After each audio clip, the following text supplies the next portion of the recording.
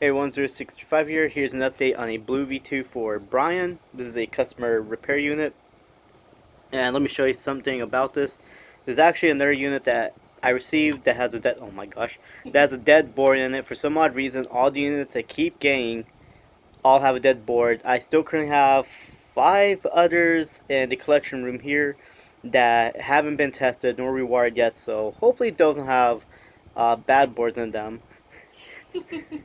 Because I'm starting to run short on them, but this is what this one currently does, and this one has a dead board. Batteries are good too. Everything seems normal up until now.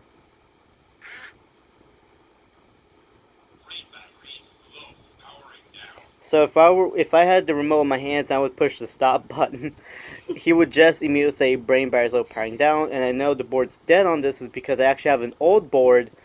One of the dead board in my pile of dead boards, I actually have one that does the same thing.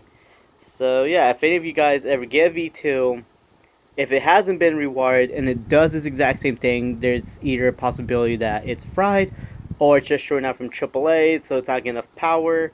But as you can see, this is the rewire on it. Of course, it looks like a mess right now because I haven't straightened them. But yeah, thanks for watching, and I'll see you all in the next clip.